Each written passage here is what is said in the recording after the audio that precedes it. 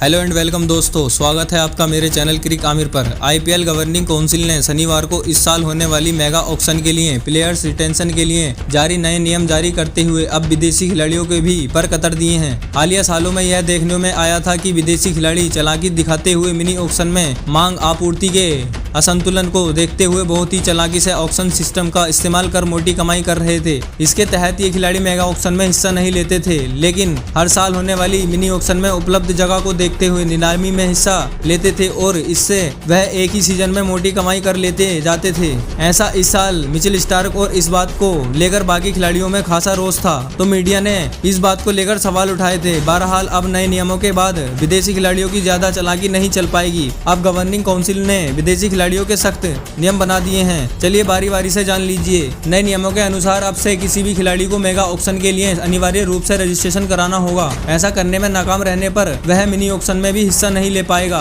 लेकिन खिलाड़ी विशेष को चोट लगने या बीमारी की सूरत में संबंधित देश के बोर्ड के पुष्टि करने के बाद उसे मंजूरी दे दी जाएगी। साल 2025 का ऑक्शन विदेशी खिलाड़ियों के लिए मोटा पैसा कमाने का आखिरी मौका है। साल 2026 से उनकी सैलरी पर कैप लगा दी जाएगी। मिनी ऑक्शन में किसी भी विदेशी खिलाड़ी की अधिकतम फीस सर्वोच्च रिटेंशन प्रयास या मेगा प्रयास में लगी अधिकतम बोली में से जो भी कम होगा के द्वारा निर्धारित होगी। अर्थ यह है कि इन दोनों में से जो भी रकम कम होगी मिनी ऑक्शन में विदेशी खिलाड़ी को उससे ज्यादा सैलरी नहीं मिल पाएगी। मतलब इस साल मिनी ऑक्शन में मिचेल स्टार्क जैसे ऊंची रकम के विकल्प लगभग खत्म हो जाएंगे। यह आप इस साल पहले उदाहरण से समझ सकते हैं कि अगर विराट कोहली को सबसे ऊंचे ब्रैकेट 18 करोड़ रुपए की कीमत पर चुना जाता है और ईशान किशन 2025 मेगा ऑक्शन में 16 करोड़ की कीमत पाते हैं, तो अगले साल 2026 की मिनी ऑक्शन में किसी भी विदेशी खिलाड़ी को 16 करोड़ रुपए से ज्यादा रकम नहीं मिलेगी। इन दोनों से जो कम रकम होगी उससे ज्यादा पैसा नहीं मिलेगा। इसी तरह एक और उदाहरण यह है कि अगर ईशान किशन मेगा ऑक्शन में 20 करोड़ रुपए